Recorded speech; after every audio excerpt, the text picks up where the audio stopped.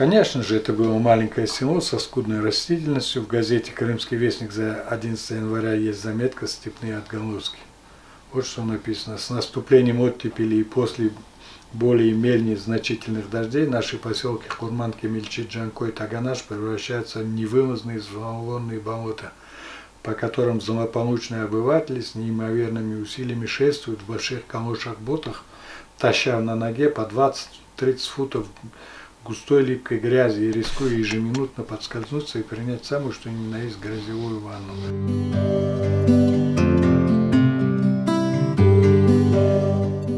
Как в ряде книг и исторических там упоминаний о Курман Кемельчи говорится, что вот о нем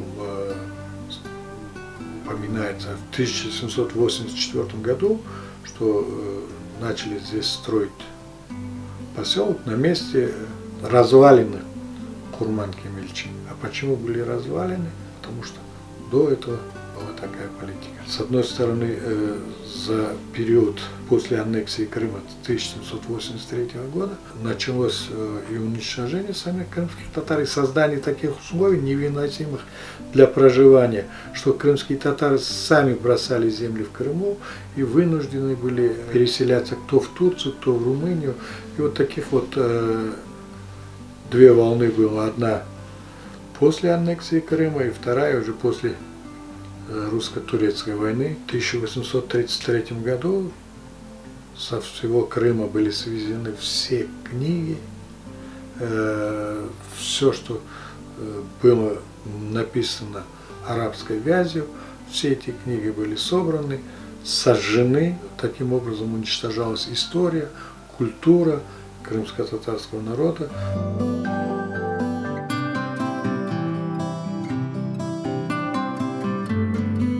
Здесь на протяжении многих веков она и сохраняется сейчас, и ее бережно охраняют. Вот это бездорожье стараются всячески, особенно в массивах компактного проживания, чтобы эта грязь была. Курман от слова курмак, то есть построить, да, здесь можно говорить о том, что Курман Кемельчи, то есть то, что построил пришедший, да, пришлый, позже уже к Курману Кемельчи здесь Антоновка, Даниловка были присоединены, непосредственно Курман, Цареквичи и Джангара Кемельчи. Мурзала Кемельчи немножко в стороне. А уже после депортации, на тот момент, когда здесь шло строительство дорог, здесь проживали только крымские татары.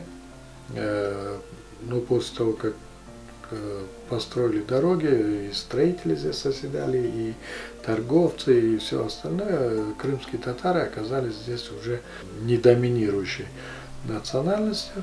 После депортации 1944 года здесь не оставили ни одного крымского татарина. Крымско-татарский народ весь поголовно был выслан из Крыма.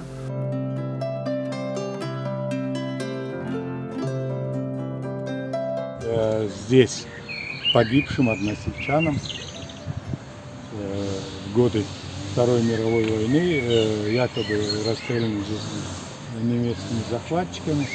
Но весь цинизм в том, что на его изготовление собрали с немецкого кладбища, с могилы немецкой обороны, вот этот вот надгробный памятник и перенесли сюда в честь погибших от рук немецких оккупантов.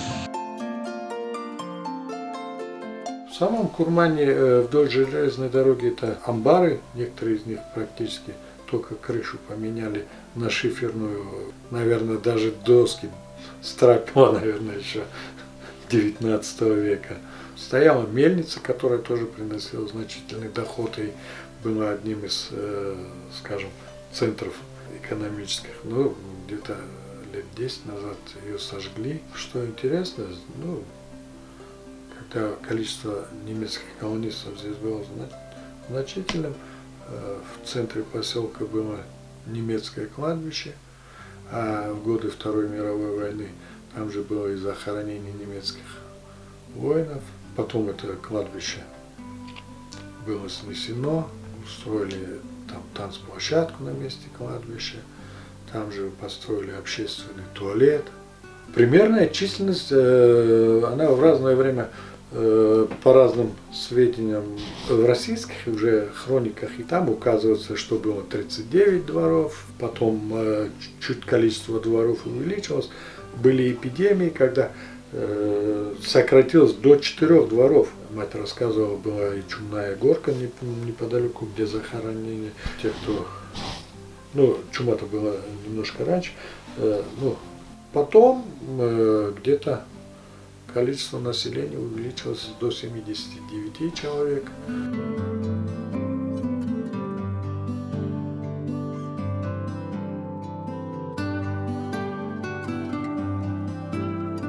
Дедушка был комбайнером, и он вплоть, скажем, с Кировского района до Советского и Нижнегорского он ездил, обмолачивал и пшеницу. Так как он комбайнер, то у него была бронь.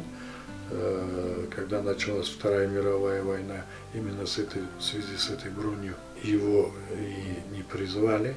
Потом он был по какому-то доносу немцам, он был арестован, он находился в феодосийской тюрьме. После освобождения в апреле 1944 года, после освобождения Крыма от немецко-фашистских захватчиков, все, кто находились в тюрьме, мой дедушка, тогда был осужден на 10 лет в Воркутлага. Вот так его встретила советская власть, так они его освободили.